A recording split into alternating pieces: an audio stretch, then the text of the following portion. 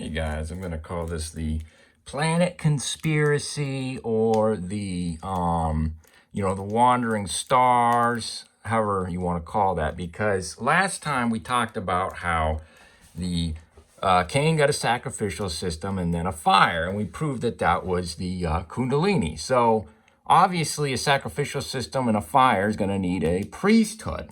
Okay, guys, and that is none other than the Leviathan or the fish people. Okay, guys? Now, you're asking where I'm getting that from is you look up the word, or this is just a Bible commentary, but the concept of the word Leviathan has built in it Levi, literally Levi. Okay, which means joined, and you can see all about the scales and whatnot about the Leviathan. And then the Thanni is whale or dragon. So now you're going to see this concept that the Leviathan is the priesthood. You see that? Or the fish people of the Dagon cult, Roman Catholic Church, whatever you want to say, right? Because if you remember, I said, we talked about how the, now this is a, just a painting from old times, but when they were expelled out of the Garden of Eden, you can see this concept. Remember when we said that the Shekinah glory or the flaming sword that went all directions was a rainbow? Well, you can see this concept expounded, except this is from their perspective, the Catholics. It's a, it's the zodiac and like the planets, right? Okay, so now you can understand that this is the medieval cosmology, right? So now, naturally, if you look up the medieval cosmology, it's a ladder into heaven, right? And we know that if you take the biblical creation account, there's waters above us and within the firmament, right? So the planets and the zodiacs are in the water, guys. So now you can understand, and of course you have the dragons or Draco surrounding the Big and Little Dipper, right? Now, if you look up the Leviathan, it's talking about, a lot of people think this is in the water. Well, it could be, or it could be above you, right? I guess I should put that out. So it's above in the heavens, guys. It's in the firmament. So this Leviathan is making a wake with the zodiacs, if you will, as it goes around. So now you're getting into understanding that this whole concept, guys, of this priesthood and this dragon going around in the heavens, the zodiacs or astrology, that's obviously the elites in the mystics. They all follow their certain marching orders via the zodiacs. Now, we talked about in my previous videos this concept of the cherubs in Revelation and how it's going backwards in time compared to the zodiacs. So the zodiacs is curse going with time. The cherub order in Revelation is going time reverse. So the irony of the whole zodiac and astrology is that they're being cursed when they do it. That's what it says, because it's backwards of what the order of Revelation is. So that's why the Bible says, stay away from astrology and all that. But that one's pretty obvious to most people. But anyway, that's the irony in it. So now you can see this concept that the planets are in the waters, guys, okay? So now what's going on here is you can see right here that the 7 planets or the wandering stars, guys, is a 7-step ladder. Okay, that's Albert G. Mackey in the Masonic Lodge. The 7-step ladder represents the 7 planets, guys, okay? And it's either that, or you can see the, where did I put it? You can see it right there. It's a 7-step ladder, okay, guys? So that's the 7 planets or the 7 days of the week. And they subtract the 3, because there is 10, how there's 10 planets. So they subtract the 3 to get the 7. And that's the difference between in Revelation, the difference between the 7 and the 10, right? Like, so how it says right here, how there's 7 horns and there's 10 toes or 10 horns here. 7 heads with 10 horns, I should say.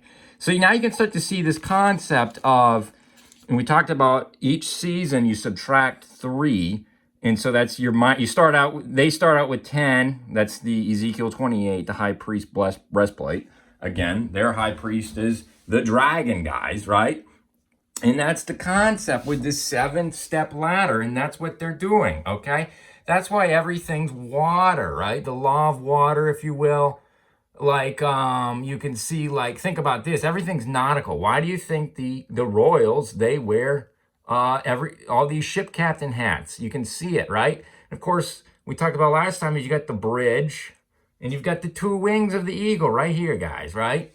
So just like this, it's the two pillars of Jack and Boaz. Any good ship captain, or they're trying to balance the scales again, any good ship captain keeps the ship divided, right? That's how what they're doing, and that's how they rule. Again, it's a checkerboard, but they're keeping the ship divided by pitting the two sides of the ship, or the Leviathan, the two wings, against each other, right?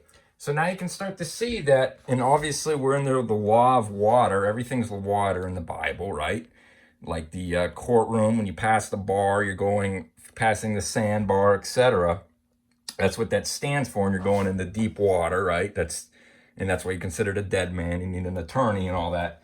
So now you can start to see that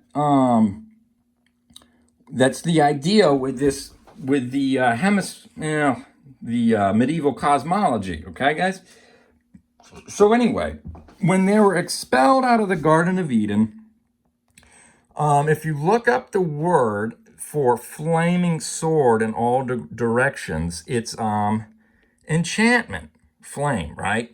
Look at that. It's a very rare word, and that's, again, that's for that's the word for flame right there, okay? And you follow that other, it's also used in Exodus, and that's the Pharaoh and the wise men and the sorcerers, guys. So they're using their enchantments here, okay? You see how that works now? So, and if you look up, you know, just magic, that's because that's what the Pharaoh's magicians were, right? Is magic.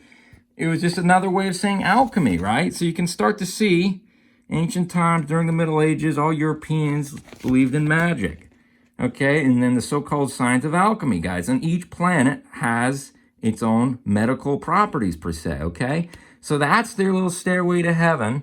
And you can see how it says the Rosicrucians and the Freemasons still believe in this, in the rituals, okay, guys? So that's still going on today. Alchemy, if you will, their little enchantments. And again, if Pharaoh's, obviously his magicians or magi could turn these snakes, or the rods into snakes as well, okay? And a rod in the Bible represents the bloodlines, okay? So anyway, I hope you can start to see now what's going on with all that, okay? So then, like I said, you've got this concept of, like we talked about earlier, the brass and iron kingdoms. And Tubal-Cain got brass and iron. So the brass is obviously the water, because brass doesn't corrode in salt water, and iron is land. And that's obviously, iron does not work very well in salt water. So now you can start to see what's going on. Now, the true would be the rainbow. Now you can say another way of saying it is the 10 heavens, or the 10 planets, was the same as these 10 sections over the tabernacle, right? And then, of course, if you look at the creation account in the Bible, you can start to see that heaven is mentioned or said 10 times, okay, guys? So there's 10 heavens, and then there's 10 plagues on, if you just count the word heaven, you'll see it adds up to 10, 9 firmaments. And this is synonymous with the 10 plagues of Egypt, and it was each, judgment on their gods. So I hope now you can start to see this concept, guys, of Leviathans, their high priesthood, and why everything is fish-like. Hopefully you can follow the dots. Might have to do a part 2 on that.